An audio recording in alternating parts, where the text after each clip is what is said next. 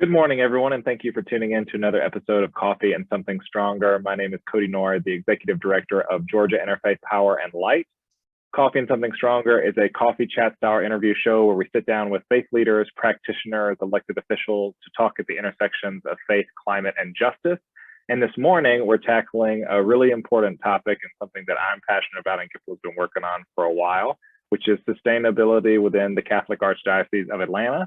And this morning we have on two special guests. The first, Susan Varlamoff, a biologist, co-author of the Laudato Si Action Plan and formerly of the GIPL board. And Brian, Sustainability Program Coordinator for the Catholic Archdiocese. Brian Savoie and Susan Varlamoff, thank you so much for joining us this morning. Thanks for having us. We're going to hear a little bit about both of your stories in a minute, but before we do that, Brian, I think you have a reading to open us, so I'll ask you to do that. Thank you, Cody. This is just a short string of 4 quotes from Laudato Si itself, from the Pope himself. Never have we so hurt and mistreated a common home as we have in the last 200 years. Yet we are called to be instruments of God, our Father, so that our planet might be what he desired when he created it and correspond with his plan for peace, beauty, and fullness. The problem is that we still lack the culture needed to confront this crisis. We lack leadership capable of striking out on new paths and meeting the needs of the present with concern for all and without prejudice toward coming generations. Then, everyone's talents and involvements are needed to redress the damage caused by human abuse of God's creation. All of us can cooperate as instruments of God for the care of creation, each according to his or her own culture, experience, involvements, and talents. Following up, the Holy Spirit can be said to possess an infinite creativity proper to the divine mind, which knows how to loosen the knots of human affairs, including the most complex. And lastly, all it takes is one good person to restore hope. Amen. Thank you for that reading this morning, Brian.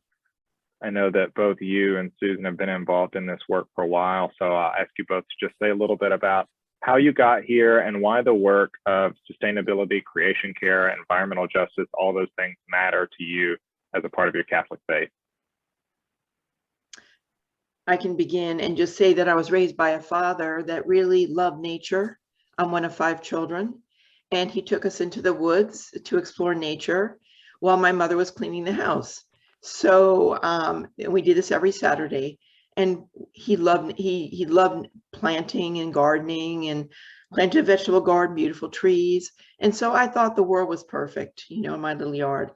Fast forward, we moved to Minnesota and lived in Eden Prairie, home of Little House on the Prairie. Thought we had the idyllic life too, and realized we moved 2 blocks from a landfill and that had toxins.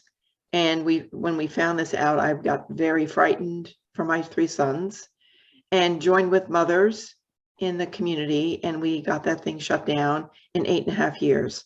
And I realized I wanted to protect the environment for the rest of my life. I went to get a master's degree and came to Georgia, helped prevent the expansion of a landfill in an African-American community, and eventually worked at the University of Georgia as the director of the Office of Environmental Science, heard about the Pope's upcoming encyclical, and said, wow, I can combine my Catholic faith with my love of God and my love of nature.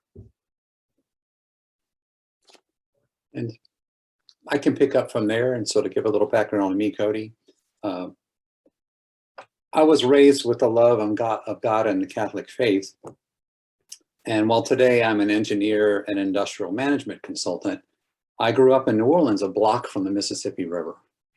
So I lived near the city, but I was surrounded by nature. Living a block from the river bank, and actually the area behind the river levee was my playground. I also loved going fishing with my grandfather in the saltwater marshes of South Louisiana, which is so abundant in fish and birds and wildlife that it's a world all its own. So here I was living in a unique city, surrounded by water and nature, and that was just home. I thought everywhere was kind of like that. As I got older, I began to realize that 20 miles upriver were over 100 petrochemical plants between New Orleans and Baton Rouge, and my awareness of that grew over time. I'd also add that I'm no stranger to natural and man-made disasters. As a kid, I slept through Hurricane Betsy as it slammed into New Orleans and increased the height of the Mississippi River by 8 feet in a few hours. My grandmother grew up on the Mississippi coast in a town called Waveland that was ground zero for Hurricane Camille with 175-mile-an-hour winds. Her house stood. In 2005, however, I experienced the mayhem brought by Katrina and its 28-foot storm surge in nearly the same place. The house is gone. Lastly, I had a front row seat in 2010, front row center seat to the BP oil spill in the Gulf. And we can talk more about that later. So I grew up in a beautiful place. I've seen natural and man-made disasters. I love the outdoors, met my wife on a hiking trip in the Grand Canyon, taken our kids on adventures in Puerto Rico, Nicaragua, British Columbia, all kinds of places, just part of who I am. But I also have a great respect for the power of nature to take away in addition to giving. So we are part of that system and we have to realize that. Just to finish up, my calling to care for creation has always been there from a child. It's an amazing and beautiful world that God's given us. I think it's a great gift. And frankly, most of the best experiences of my life have been in the outdoors. So as I've grown older through work as a consultant and things like that, I chose in 2010, after the BP oil disaster, to begin to transition my professional management consulting work to assist organizations in changing their ways to become more green and to help them to improve how they care for the earth. So that's my little bit of a story. Last thing I'll mention was Pope Francis's encyclical came out just as my wife and I were building a business plan for a small business to do this work that I just described, and it came out on her birthday. So that was our sign, I think, to just move ahead. And months later was the Pope's encyclical. Months later is when I met Susan and began this work with the Archdiocese. So that's my little path to today. Oh, that's great. Thank you both for sharing a little bit about the foundations of caring for creation that have brought us here. You all have been working on the Laudato Si movement in Georgia and specifically with the Catholic Archdiocese of Atlanta for quite some time. And so maybe say a little bit about how did that start and also where are we going?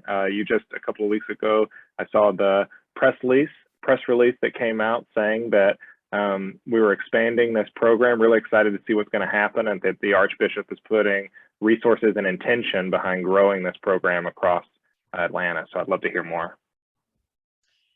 Well, in 2014, when I was working at the University of Georgia, Laura Turner had a newsletter, and there it's talked about the Pope coming out with an environmental encyclical.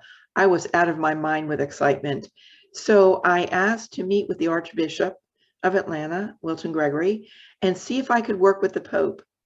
And he met with me and didn't laugh me out of the room almost, and said, "What are you thinking, Susan? This is an inside job." And that there's a Pontifical Academy of Sciences I did not know.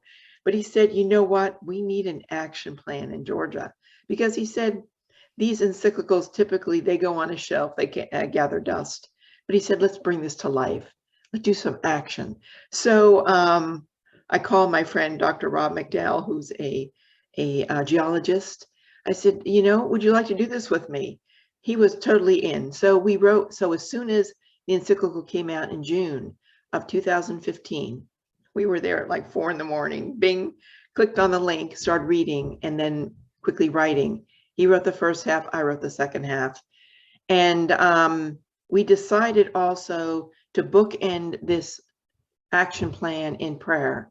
We began with St. Francis, Canticle of the Sun, and ended with Pope Francis, prayer to the earth, prayer for the earth.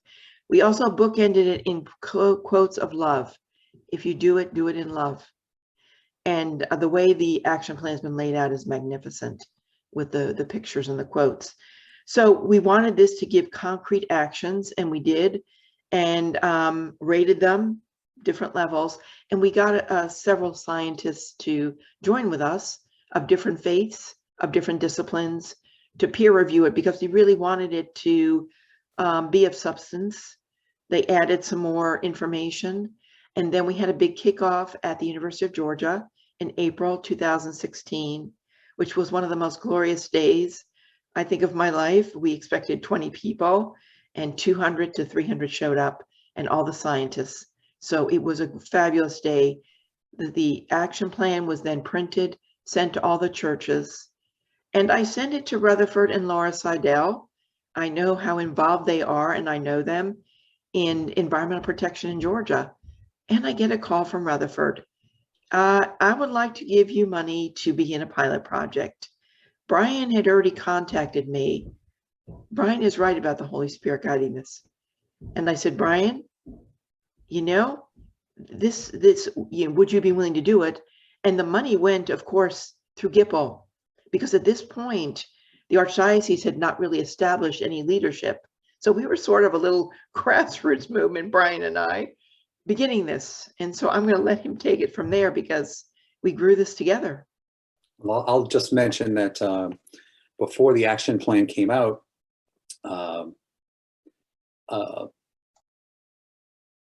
we had been, as I mentioned, my wife and I have been looking for a sign, and here's this Laudato Si encyclical come out. So our radar is up, and we're ready to begin moving and see our own church taking a lead in this. Soon after that, I heard about this Laudato Si action plan through the Georgia Bulletin, through an article in the Georgia Bulletin, and it mentioned some, amazing woman named Susan Varlamoff. And so I immediately began a hunt to meet Susan Varlamoff, and as quickly as I could, beat a path to her door to offer my help in rolling out the action plan.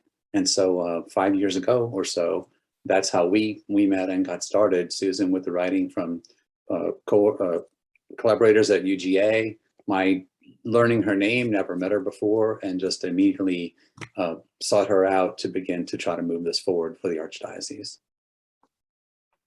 No, that's great.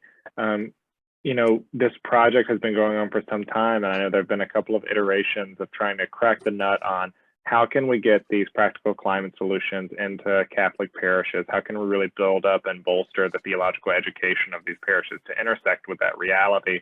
And so I wonder if you could talk a little bit about, how have parishes and schools been implementing Laudato Si and the Laudato Si action plan? Susan, you want to, I guess that's one I could jump to, I suppose. Well, first of all, just bridging back to what's in the action plan that they can grab onto, and Susan alluded to this before. The actions are set up to be easy, moderate, or medium, and advanced. So everyone can do something. We can all shut off the lights when we leave a room. We can shut off the water when we brush our teeth. We can plant a tree. Most of us can switch out light bulbs to LEDs these days. We can easily get someone to install a proper thermostat so things are not running when they don't need to. For more complicated things, maybe rooftop solar, need more help, or more complex energy related things, perhaps more help. There's lots individuals, parishes, and schools can do. For some type of improvements, they may actually need some professional help or a bit of planning. In the case where schools and parishes want to take on many things at once, they certainly need a bit of a plan. And so these are all ways that they begin to move forward, either as individual people taking on individual tasks, or through groups like GIPL, having energy and water use audits to help people understand what their opportunities are. And through the help we've offered, helping them make little 3-year improvement plans so they can tie the audit to action and get it in front of their advisory groups or pastoral councils to get approval for funding and activity. So there are things individuals can do, there are things that churches can do, schools can do, and frankly, we have plenty of examples of all of those across many of the 10 aspects of the action plan, many of the 10 aspects that have been included in the action plan. Do you want to talk about a few of those, Susan? Sure. Of course, having helped write this, I went to my church and developed and set up a creation care team. And the one thing I did discover, my pastor is from India, Father Sunny, and they don't have many environmental regulations. So he was very supportive, and he made an announcement from the pulpit and allowed me to do that. And so his support was very important. And then we asked people to join the effort, and 45 people signed up, which is extraordinary. We developed an early team, and then it was the people themselves on the team that came up with tremendous ideas. And so that's really how we got started. For example, one woman said, I am sick and tired of seeing garbage bags of waste after our events. She said, we've got dishes, let's wash dishes. So we did, and we set up a recycling program, and we reduced waste by 50%. I think it seems to me, Cody, everybody understands we've got a huge problem with climate change. We can see what's going on. People don't know what to do. They're happy to give their ideas and participate in something like this. I was really shocked, to see the support that we could get. And the facilities manager, he's really into this, and he likes spreadsheets. So we've been changing out light bulbs and getting energy efficient appliances and all. So in 5 years, we've reduced greenhouse gas emissions by 38% and electricity costs by $9,000 a year. That's a good story, for one church. Yeah, I would say so. So bridging beyond the many individual churches who have taken this on their own without any help from anyone else, we were able to put together a pilot together with GIPL's help, as you know, Cody, to go out to 12 parishes and schools in 2017, run energy and water audits and help them do some planning and seek out grants and those kind of things. And results we can point to from that are, number one, involvement of 50 people almost immediately through that process, directly involved with creation care improvements, impacting close to 9,000 if you look at parishioners and such and students in those schools, and almost 500,000 square feet of facilities just from this one pilot project in 2017. Running those audits and looking at the results, could see highly potential energy savings of about almost $1 million over 10 years just for those 12 parishes and schools, and a 15% reduction in water use very quickly. In addition to those tangible improvements, one thing that we saw that was really fantastic was this pilot project inspired pro bono work from others. Professionals and many others came up, said, how can I help? I see what you're doing. How can I help? It also inspired additional funding. And then certainly on the back end of that, GIPL was able to grant matching energy efficiency grants of over $30,000 to these 12 schools and churches. So again, continuing the momentum and the wheel turning. Those schools and churches kept going well beyond our bit of planning with them. Thousands of LED lamp changeouts from fluorescent, 50% reduction in energy use at the gym at St. Mary's school in Rome.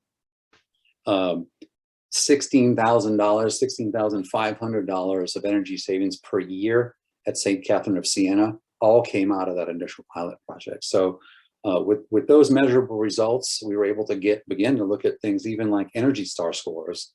And just two of the best examples from that group of 12 churches and schools. A jump from 53 on a scale of 100 to 71 in 2 years, and another location moving from 29 on that scale to 41 in the same 2 years. So very significant progress from this early pilot was inspirational to doing it again. And while it took some time because of other interruptions, 2020 was another round of similar work with 12 more parishes and schools. Very similar results, 15 to 25% reductions in energy and water use, with some seeing that they might be able to reduce their water use by up to 50%. So some fantastic results in the parishes and schools. But the great thing about 2020, even in the middle of COVID, is we were able to get beyond just looking at specific parishes and schools to engage the chancery and all of the direct reports to the Archbishop. So the CFO and the VP of operations for the whole Archdiocese are now with us. We began additional fundraising efforts and really reaching out, even in the middle of COVID, to see who might be willing to help over the long run. We did more promotion of the Laudato Si initiative to get more people involved, more partners, more collaborators through some press we were lucky enough to get. And then lastly, and we're just maybe just talking about the future, we're able to take that time to define a strategy and mission, goals, and real objectives, and a 7-year improvement plan for Laudato Si, a 7-year Laudato Si initiative for when the Archdiocese was ready to move forward on that. So we have a plan, we've built it, and we were waiting for them to come. And we're just now beginning to reach that point where our plan may now really begin and be executed over that 7-year period. So that's a little history on 2017, 2020, what's happened at the parishes and schools, and then also what the Archdiocese through the chancery involvement is beginning to take on. Yeah, it's really helpful. I am sorry, go ahead, Susan. I wanted to add a few more things. During this whole process of 5 years, the work that we did in Atlanta seems to have has gone out across the country, which we had no idea. I mean, I went to a climate change march in Washington, D.C., where it was an interfaith climate change march in 2017. And I carried cards with the Laudato Si URL and all that, but I met many people. But it turns out that what we've done in Atlanta is being used now across the country. We had no idea, and is being used as a template. We recently had a priest from Indonesia on a 4-month sabbatical to Georgia, who insisted on going to Atlanta to find out about what they're doing in Atlanta to care for creation and our work. So that is something beyond what we could have imagined. And so again, we are very proud, and we will do anything to help other archdioceses to do this work. To add just a few more comments at a macro level. In the year when COVID was raging, 2020, we had just begun this new round and really begun that Laudato Si initiative. We weren't sure if people would continue to move forward with this work, but they did. And I have to say, we witnessed some amazing persistence and resilience and commitment of pastors, principals, and creation care teams to continue on through COVID because they believed this work was so important. It didn't set it aside, perhaps even turned more energy into it. And so that was an encouraging thing to see happen. The other thing I'll mention is repeatedly, and we may not have time to talk about cases of it today, we have definitely experienced the power of the Holy Spirit in our work. It's amazing to see how that creeps in, and then after something happens, you say, how did all of that align? And it just did. And so we have case after case of that where it shows up and things get done that say a school principal thought never in the world could happen at their school, and then it's done, it's complete.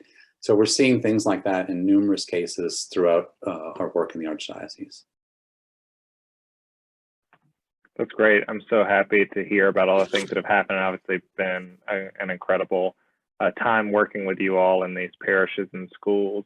What are your greatest hopes for what happens next? You know, there have been, I feel like for some time, building the foundations of what might be possible, taking the Laudato Si theology, making it into this action plan, equipping parishes to begin walking along the road of doing justice for creation. And now, what happens next?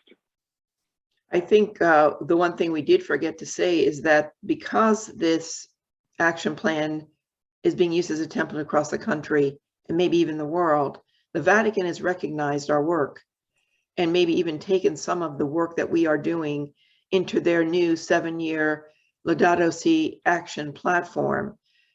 The hope obviously is that we bring the might, the power of the pulpit of the Catholic Church.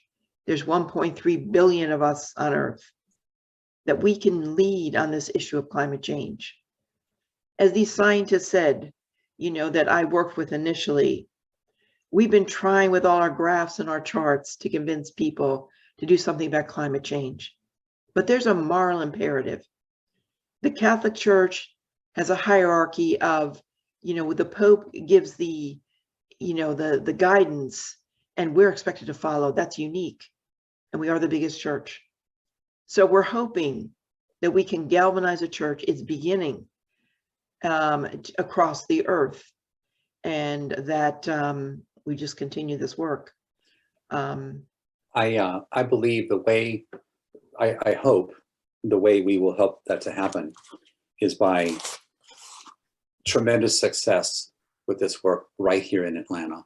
And so as we laid out this 7-year set of work for the Archdiocese, my hope is that we are actually turning a corner with this latest letter of support from the Archbishop, that we begin this 3rd cohort that won't be a pilot anymore, but will actually be the true beginning of the longer 7-year set of work, that will be able to increase resources that are available to the parishes and the schools to lead the work in their own locations.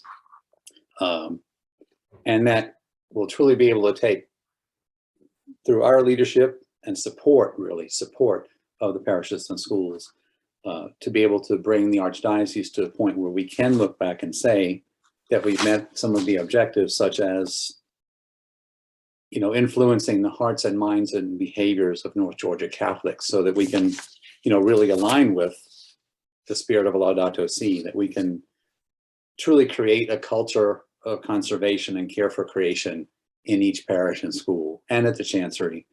And then that we can actually have tangible results, things like, reducing energy consumption and therefore carbon footprint by 25%, and water the same way, and maybe even landfill waste by 50%. So yes, cultural and spiritual, but also real results that do truly help the environment, having that happen right here as we continue to move forward with the parishes and the schools here and help them where needed and stay out of the way where we're not needed. So that's my hope, is to continue to bring this right here, right now, to the folks that are closest to us. And then, as Susan indicated, help spread that in whatever way we can, and in many ways as we can, to other places that may want to go faster and better than we were able to do here. Oh, that's great. Susan, you have been involved with this for a long time as well, and I'm sure that when you were sitting at your desk sketching out all of the variety of things for the first iteration of the action plan, I don't know if you thought that you would be here looking out over a 7-year intention of the Catholic Archdiocese to put these things into play. And so for you, Susan, now, what's your intention and hope for what happens next? It's extraordinary. We just have to keep moving forward. We have really created a grassroots movement. Just to say that in the first pilot, we had to twist arms to get pastors to participate. Brian's got a waiting list. So we know we're moving in the right direction. Again, the hope is that we can create a culture of caring for the earth and one another, as laid out in Laudato Si by Pope Francis. And Brian is exceptionally skilled at the work he is doing.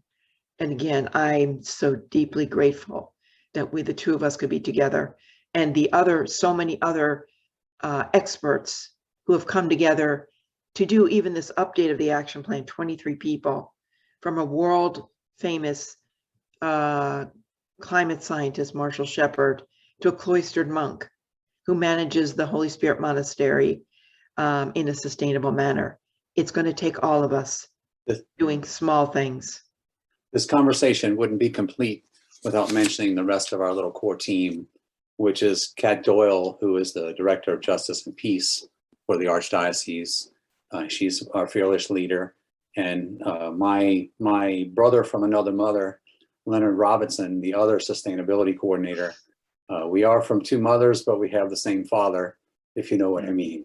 And so we're all together in this, vastly different skill sets, vastly different personalities, but all, I think, with a common direction toward the goals and objectives of this initiative here in the Archdiocese. Complementary. We're complementary. Well, so grateful for your work and so grateful for you all being able to come on this morning to see over the time that I've been at GIPL and involved in this work, this program really blossom into something that is making a tangible impact on the world has been really inspiring to me, and I think inspiring to others across the city. I want to close, and Susan, I think you actually have a closing for us, so I'll let you have the last word on this interview. Thank you, Cody. This again is from Laudato Si and Pope Francis, and it's short. The entire material universe speaks of God's love, his boundless affection for us. Soil, water, mountains, everything is a caress of God. Pope Francis suggests that human life is grounded in three fundamental and closely intertwined relationships with God, our neighbor, and with the earth itself. He asks us, Pope Francis, to have a profound interior conversion that will come from major paths of dialogue and lead us to a future in which all people can prosper personally and economically in harmony with the gifts of God that has given to us in nature. Amen. Thank you so Amen. much, Susan and Brian, for coming on the show and for your work. And I'm excited about what the project has going forward. Thank you, everybody, for tuning in this morning, and we'll see you in a couple of weeks for another episode of Coffee and Something Stronger. Thank you, Cody. Bye-bye. Thank you, Cody. It's been an honor.